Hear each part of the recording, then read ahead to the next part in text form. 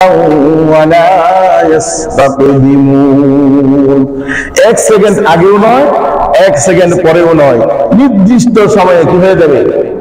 মৃত্যু হয়ে যাবে। এই অবস্থার ভিতরে তার জান কবজ করা হয়েছে না শুকরিয়া করার কারণে। যদি শুকরিয়া আদায় করতো, আল্লাহ তাআলা বলে যাকে আমি সমুদ্র থেকে বাঁচাইলাম, বাঘের দুধ পান করাইলাম, তাকে আমি বাদশাহী দান করলাম, সে যদি আমার শুকরিয়া আদায় করতো, দুনিয়ার বাদশাহী পাইছিল, পরকালেও জান্নাতটা তাকে দিয়ে দিতাম। বল সুবহানাল্লাহ। এই জন্য ভাইরা আমার, আল্লাহ তাআলা আপনি আমাকে হায়াতে জিন্দেগি দিয়েছেন। এই হায়াতে জিন্দেগির ভিতরে আল্লাহ তাআলা আপনি আমাকে সুস্থতা দান করছেন। আদম আলাইহিস সালামের উম্মত বানান নাই, শীশ আলাইহিস সালামের উম্মত বানান নাই, নূহ আলাইহিস সালামের উম্মত বানান নাই, ইব্রাহিম আলাইহিস সালামের উম্মত বানান নাই, মুসা ঈসা নবীর উম্মত বানান নাই। আল্লাহ তাআলা এমন একজন নবীর উম্মত আপনি আমাকে বানাইছেন, যে নবীর উম্মত হওয়ার জন্য অনেক নবীরাই আল্লাহর কাছে দরখাস্ত করেছেন। কোন সুবহানাল্লাহ।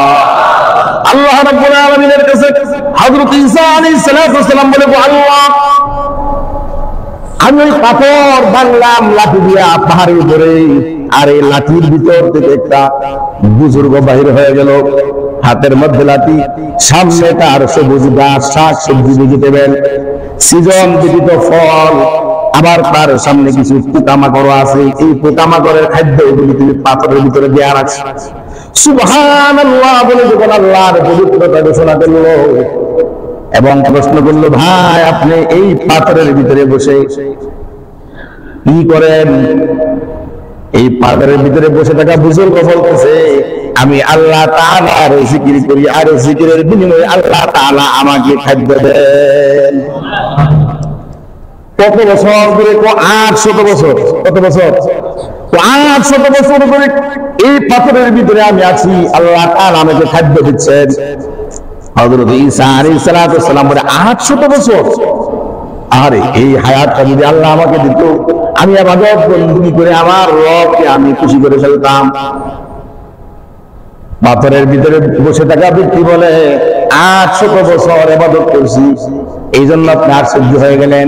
আপনি জানেননি আপনার পরে একজন নবী আসতেছে, তার নাম হলো হযরত মুহাম্মদুর রাসূলুল্লাহ সাল্লাল্লাহু আলাইহি ওয়াসাল্লাম।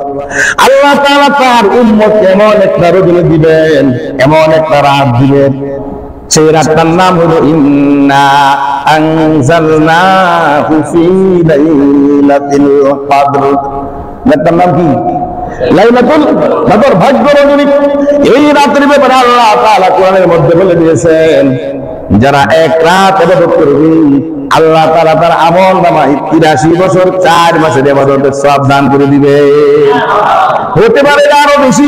আল্লাহ যেহেতু বলছেন 1000 বছরের চেয়েও বেশি ইবাদত সওয়াব আমি দান করে দিব আমার যেই বান্দা, হে নবী আপনার যে উম্মত লাইলাতুল কদরের রাতে জাগ্রত থেকে ইবাদত বন্দেগী করবে, রমজান মাসে রোজা রাখবে, আর এই ইবাদত করতে যায় রমজান চলে গেলে পরে 6 মাস পর্যন্ত আমি আল্লাহর কাছে মুনাজাত করবে, আল্লাহ রমজান মাসে যে আমি সিহরি করেছি, ইফতারি করেছি, মানুষকে করাইছি, দান খয়রাত করেছি, কোরআন তালাওয়াত, 6 মাস চলে গেলে পরে 6 মাস থাকবে, তখন দোয়া করবে, আল্লাহ রমজান যে আবার আসতেছে, তুমি আমাকে রমজান পর্যন্ত আবার পৌঁছায়া দিও।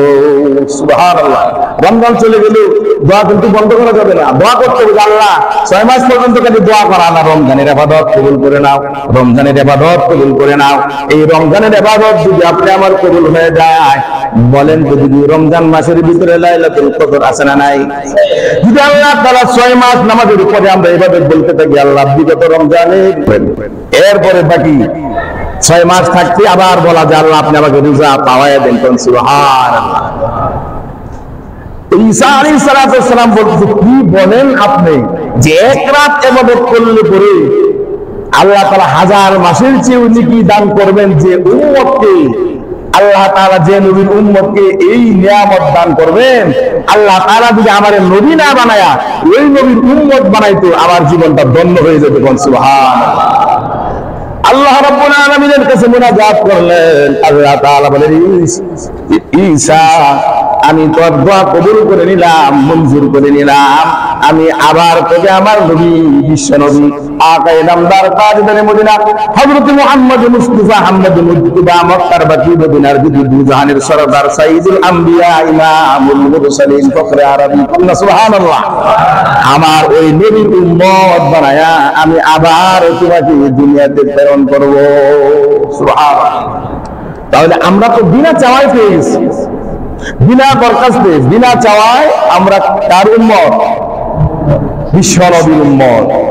কেমন নবী? যে নবী সমস্ত নবীদের ইমাম। মেরাজের রজনীতে আল্লাহ তাআলা বাইতুল মুকাদ্দাসে বিশ্ব নবীকে নিছে, বলতেছেন যাই নামাজ টাকা দিয়ে ইমামতির, ওইখানে আপনি যান, পিছনে নামাজ পড়বে সমস্ত নবীর 1,24,000 মতান্তরে 2,24,000 সমস্ত নবীরা মুসল্লি হইয়া আপনি আমার নবীর পিছনে নামাজ আদায় করছি। সুবহানাল্লাহ। আল্লাহ তাআলা উপাধি দেয়া দিবেন আপনি ইমামুল আম্বিয়া, ইমামুল মুরসালিন। সেই নবীর উম্মত আমরা। আল্লাহ তাআলা স্পেশাল এই জিনিসগুলি আপনি আমাকে দান করেছেন, যেমন জুমার নামাজ, রমজান মাসে 1 মাস রোজা, এইভাবে সুন্দর করে হজ করা, লাইলাতুল কদর, লাইলাতুল বরাত, এটি একমাত্র কেবলমাত্র শুধুমাত্র আপনি আমার নবীকে আল্লাহ তাআলা দান করেছেন, কারণ উনি হলো স্পেশাল। স্পেশাল কিছু জিনিস দিতে হবে। হায়াত আপনি আমার কম, কিন্তু কম সময়ের ভিতরে 1000 বছর যে সমস্ত নবীর উম্মতেরা আমল করে গেছে, আপনি আমি অল্প হায়াতের ভিতরে এমন আমল করব, আল্লাহ তাআলা সান্ত্বনা দেয়া বলতেছেন নবী গো আপনার হায়াত কম, আপনার উম্মতের হায়াত কম, কিন্তু আমল আমি এত বেশি দিয়েছি বরকত, যে একটা জুমার নামাজ আদায় করবে তার আমল নামা একটা কবুল হজের সওয়াব দান করে দিব। আজকে যারা জুমার নামাজ পড়তে আসছে, এই হজের গ্যারান্টি আছে। হজের মৌসুম আসতেছে, লক্ষ টাকা, এখন মনে হয় কত লাগে? 6 লাখ না 7 লাখ?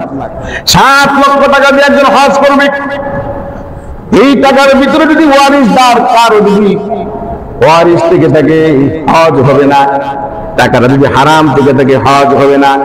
টাকাটা হালাল, কিন্তু হজ করতে যায় হজের আহকাম আর কানগুলি যদি সঠিক মতনে পালন করতে না পারে, নিয়তের মধ্যে যদি থাকে যে আমাকে মানুষে হাজি বলবে, আর চিঠি লেখার আগে নামের আগে লিখবে আলহাজ। এমনও আমি দেখছি যে নামের আগে আলহাজ কেন লেখা হইল না, চিঠি নিয়ে দেওয়া হয়েছে, চিঠি ধরে মিলাম আমি হজ করছি না। এই হজ যদি এরকম নিয়ত কারো থেকে থাকে, তাহলে হজ কবুল হবে না। কিন্তু আজকের হজ এবং পিতামাতার দিকে নেক নজরে তাকানো, এই দুইটা হজের গ্যারান্টি আছে। সুবহানাল্লাহ।